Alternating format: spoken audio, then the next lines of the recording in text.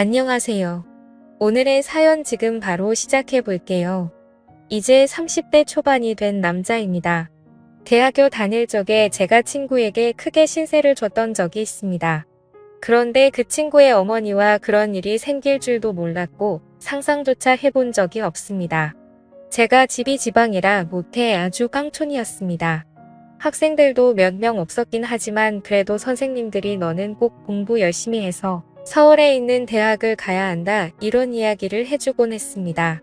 실제로 모의고사 성적도 좋았고 해서 저의 가족들도 개천에서 욕나는 거 아닌가 하는 기대를 하게 되었습니다. 서울대는 갈 수 없었지만 그래도 명문대라 부를 법한 학학교에 합격을 하게 되었습니다. 집에서는 저희 공부를 돕겠다고 있는 재산 없는 재산을 끌어모아서 서울에 자취를 할 수 있는 여건을 만들어 줬습니다. 서울에 연고도 없었기에 발품을 팔아 자취방을 하나 구하게 되었고 집에서 지원을 해줬지만 형편이 넉넉하지는 않아서 학교에서 조금 떨어져 있는 곳에 저렴한 곳으로 구하게 되었습니다. 오고 가는 게 불편하긴 했지만 혼자 지내는 데는 이보다 적당한 곳이 없었습니다. 방도 넓고 쾌적하고 나름 주방도 있었으니 말입니다. 학교 생활은 무난했습니다. 공부 말고는 할 줄 아는 게 없었기에 그냥 하던 공부하듯이 그렇게 공부만 했지요. 그러다가 친구 한 명을 사귀게 되었습니다.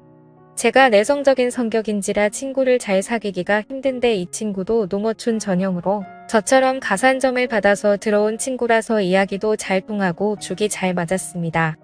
이 친구를 사귄 덕분에 처음으로 학교 사람들하고 같이 술을 마셔봤습니다. 처음 마시는 술인데 제가 생각보다 주량이 세더라고요. 학교 선배들도 저보고 술 잘 마신다고 계속 따라주는데 저는 멀쩡한데 사람들은 하나 둘씩 픽픽 쓰러지기 시작하더라고요. 여자들하고 같이 술도 그 친구 덕분에 처음 마셔봤습니다. 술게임 하면서 마시니까 은근 설레고 기분도 좋더라고요. 그러다 술을 진탕 마시게 되었고 밖에 나오니 차가 다 끊겨버렸더군요. 그래도 걱정 없었던 게 어떻게든 학교 근처까지만 가면 학교에서부터는 집까지 걸어서 한 50분 정도면 도착할 수 있으니 꾸역꾸역 학교까지 걸어가야겠다 싶었습니다. 친구한테도 혹시 길이 애매하면 내 자취방에서 자고 가겠냐 물어봤는데 친구 녀석이 크게 웃더니 자기 사는 집이 여기서 가깝다고 하는 겁니다. 농어촌 전형으로 왔다고 해서 저처럼 자취생활을 하는 줄 알았는데 알고 보니 친구는 아파트에서 통학을 하고 있던 거였습니다. 그렇게 오히려 역으로 제가 친구 집에서 신세를 지게 되었지요. 어머니가 주무실 시간이라서 더 놀지는 못하고 그냥 하루만 신세를 지게 되었습니다. 이야기를 듣자 하니 친구가 대학에 합격하고서는 어머니와 같이 둘이서만 서울로 올라왔다고 하더라고요. 아파트는 자가가 아니라 월세지만 어쨌든 자식 곁에서 뒷바라지를 해주러 같이 올라왔다는 사실을 알게 되었습니다. 친구 녀석이 저를 배려해 준답시고 침대를 양보해 줬는데 아침이 밝아서 누군가 저를 위해서 깨워낸 느낌에 잠에서 깨게 되었습니다. 저를 위해서 깨워앉는 건 다른 사람이 아니고 친구의 어머니였습니다. 제가 아들 침대에서 자고 있었으니 제가 당연히 아들 친구가 아니라 아들이라 생각해서 그런 장난을 친 거였죠. 저도 저대로 깜짝 놀랐지만 그 상황이 친구의 어머니도 많이 당황한 듯 보였습니다. 이러나 저러나 아들 침대에 아들 말고 웬 처음 보는 시커먼 녀석이 있으면 누구라도 놀랐을 겁니다. 친구 녀석의 어머니는 저희 어머니랑은 많이 다른 느낌이었습니다. 나이도 훨씬 젊어 보였고 아줌마라는 느낌이 전혀 들지 않았습니다. 머리도 뽀글거리는 파마가 아니고 어깨가 넘게 기른 긴 생머리를 하고 있었고 머리카락에도 한 올 한 올 윤기가 가득했습니다. 40대 후반 곧 50을 바라보는 나임에도 불구하고 30대 후반인 저희 친척 누나와 비교했을 때도 그 젊음이 한치 모자람이 없었습니다. 오히려 그 나이에 비해 여자들만 풍길 수 있는 매력과 그 나이로는 보이지 않는 동안의 외모 때문인가 제 눈에는 그 점이 더 여성스럽고 매력적으로 느껴졌지요. 친구의 어머니는 자기 아들을 끔찍히 챙기는 사람이었습니다. 그러니 서울까지 따라와서 한 집에 살고 있었겠지요. 20대 초반에 친구를 가졌고 친구가 어릴 적에 친구 아버지가 돌아가시면서 당시에 젊은 여자 혼자 몸으로 아들을 키워냈으니 얼마나 애지중지하면서 키웠을지 안 봐도 예상이 갔습니다. 아무튼 아침에 말 못할 해프닝이 있기는 했지만 친구 어머니 말로는 이 친구가 고향에 있을 때부터 서울 올라오고부터 친구를 집에 데려오는 건 제가 처음이라고 하더군요. 그리고 친구 어머니도 저를 엄청 좋게 봐주셨고요. 학교에서도 더 가깝다 보니 학교 수업을 마치면 친구 집으로 가는 일이 더 잦아졌습니다. 친구 어머니가 솜씨도 좋아서 저녁도 같이 먹게 되었고, 그러면 식비도 절약이 돼서 저는 저대로 돈이 굳어 좋은 점이 많았습니다. 거기에 저는 처음 봤을 때부터 친구보다 친구의 어머니와 더 가까워지고 싶은 욕심이 생겼기에 이런 식으로 자주 친구 집에 가서 시간을 보내는 게 좋았습니다. 그런데 그때까지는 몰랐지요. 친구 어머니의 미모 덕에 제가 정신을 못 차리기는 했는데 셋이서 이렇게 모여 있으면 친구 어머니가 친구를 바라보는 모습이 마치 아들이 아니라 그 이상의 무언가로 여기는 듯한 느낌을 받을 때가 많았습니다. 제가 친구 어머니를 계속해서 쳐다봤기 때문에 그 시선이 보통이 아니란 것쯤은 눈치를 챌 수 있었지요. 어머니가 아무리 신세대라고 한다 하더라도 저희 어머니 또한 저를 아침에 그런 방식으로 깨워준 적이 없었습니다. 장난으로 아침에 깨운다고 하기에는 너무 알아 깨워놨던 그때의 기억도 있고 해서 저의 의심은 점점 들어 확신으로 바뀌고 있었습니다. 중요한 일이 있어서 제가 아침에 학교에 가볼 일이 있었습니다. 그런데 너무 이른 아침 시간이라 시간을 맞추기가 너무 힘들었지요. 시간을 맞출 수나 있을까 고민하고 있는데 친구가 뭘 걱정하냐면서 자기 집에서 자고 가면 10분이면 학교에 도착하지 않겠냐고 하루 자고 가라고 하는 겁니다. 마침 친구 녀석은 그날 밤을 새고 아침에 일찍 집에 돌아올 예정이었고 친구 어머니도 마침 고향에 다녀올 일이 있어서 집이 빈집이라고 하는 거예요. 그러니 걱정하지 말라고 하면서 비밀번호를 흔쾌히 알려주더라고요. 그래서 저녁에 친구 집에 도착했습니다. 친구가 말한 대로 집은 빈집이었어요. 배가 고프긴 했지만 아무리 친구가 들어오라고 했다고 해도 남의 집에서 밥까지 해먹는 건 아닌 것 같아서 일찍 잠을 청해보기로 했습니다.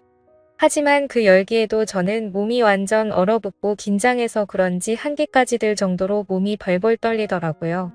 그렇게 한참 친구의 어머니가 먹돌이를 하는 걸 듣고 있다가 친구 어머니가 술 기운을 이기지 못해 잠에 들면서 상황은 일단락되고 말았습니다. 잘못 움직였다가는 친구 어머니가 잠에서 깰 수도 있겠다는 생각이 들더라고요. 잠은 깨울 수 있지만 이 상황에서 친구 침대 안에 있는 게 자기 아들이 아니라 또 저였다는 걸 알게 되면 일이 커지지 않겠나 싶어서 그냥 숨죽인 채로 가만히 있을 수밖에 없었습니다. 저도 모르게 스르륵 잠이 들었나 봅니다. 그대로 아침이 밝으면서 친구 어머니가 옆에 있던 게 저라는 걸 깨달았는지 괴성을 지르며 잠에서 깨더라고요. 저도 사실 잘한 게 없었기에 아무 말도 못하고 있었는데 친구 어머니가 자기가 실수를 했다며 오히려 저한테 사과를 해오더라고요. 오히려 제가 친구와 친구 어머니가 동시에 있는 자리에서 제가 스스로 불편해하면서 티를 냈던 것 같네요. 그렇게 대학 생활을 보내고 있던 중이었는데 집안 경제적인 문제로 더 이상 제 학교와 자취비를 지원해주기 힘든 지경에 이르게 되었습니다. 친구가 아들 노릇해달라고 했으니 제가 어느 정도는 해야겠다 싶어서 친구 어머니를 부축해서 침실로 안내를 해줬지요. 그런데 친구 어머니가 잠에 들 수 없다고요. 그러니 그때 그날처럼 제가 어머님 옆에 있어 달라고 하더라고요. 이게 맞나 싶었는데 저도 사실 그때 추억은 좋았던 기억뿐이 없어서 못 이기는 척 침대 안으로 들어갔습니다. 결국에는 선을 넘고야 말았습니다. 처음이 어려웠지 한번 시작을 하니 걷잡을 수가 없더라고요. 꽁트 같은 데서 보면 신혼부부가 서로 눈만 마주쳐도 그렇게 되는 걸 풍자하고는 했는데 그게 괜히 그런 게 아니었습니다. 바로 제가 그러고 있었으니까요. 어떤 날에는 친구 어머니는 일도 나가지 않고 저도 학교 전공 수업도 빠지고 둘이서 하루 종일 집에서 붙어있던 적도 있었습니다. 그렇게 하루하루 정말 몸이 나만하지 않을 정도로 열심히 즐겼습니다. 친구 녀석은 군대를 가더니 오히려 얼굴이 폈더라고요. 햇볕에 그을려 새까매져서는 휴가 나왔다고 문을 열고 들어오는데 건강해진 모습이 몰라볼 정도였습니다. 5개월을 부부나 마찬가지로 살았지만 역시 자기 아들이 오니 친구 어머니는 저보다 아들을 더 챙기더라고요. 그런 부부는 질투가 나지 않았습니다. 친구 녀석은 오랜만에 나오니까 저랑 술 한잔하고 싶다고 해서 술을 마시러 같이 나갔죠. 친구 녀석이 아들 노릇을 잘해주고 있냐고 물어보는 말에 제가 얼버무리며 잘하고 있다고 대답했습니다. 그런데 친구 녀석이 의미심장한 말을 하더군요. 어머니가 아버지 떠나고 나서부터 외로움을 엄청 많이 탄다고, 자기한테 죄책감 하나도 없으니 어머니를 위해 최선을 다해달라고요. 친구 녀석은 제가 이미 자기 어머니와 이렇게 될 것을 알고 있었던 겁니다. 오히려 그전에는 자기가 하던 일을 친구가 해주고 있었던 거죠. 외로움이 많은 어머니를 위해 하는 효도라고 하기에는 너무 엇나간 게 아닌가 하는 생각이 들었습니다. 친구 녀석도 그걸 알고 있다고 하더군요. 그리고 이제는 제가 있어서 조금 죄책감이 덜하다고요. 다행스럽게도 제가 친구 어머니를 이성적으로 마음에 들어하는 게 다 티가 났기 때문에 이런 부탁도 할 수 있었다고 하는 겁니다. 그렇게 친구는 앞으로도 자기가 전역한 후에도 자기는 학업에 열중해야 하니 저보고 어머니를 이후에도 잘 부탁한다고 하더라고요. 그때 정말 제 머리에 오만 가지 생각이 다 들었습니다.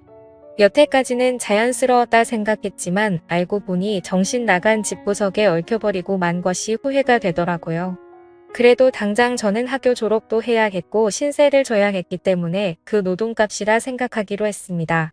제가 대학을 졸업할 때쯤에 친구 녀석이 전역을 하게 되었습니다. 그리고 그때 다시 모든 걸 원래대로 돌리는 게 가장 맞는 방법이라는 생각이 들었지요. 그래서 친구 녀석이 돌아온 그날 저는 짐을 챙겨서 그 집을 나왔습니다. 친구 녀석이 이러는 게 어디 있냐며 불만을 토로했지만 어떻게 생각해도 그때는 이게 맞는 것 같았습니다. 그렇게 저는 졸업 이후로 도피하듯 군입대를 하게 되었고 그 뒤로는 친구 녀석하고는 연락이 끊겨서 솔직히 지금은 죽었는지 살았는지조차 모르겠습니다. 물론 찾아보면 얼마든지 찾아볼 방법이 있지만 친구와 친구 어머니가 행복하게 잘 살길 멀리서 빌고 싶은 마음뿐이기 때문입니다. 감사합니다.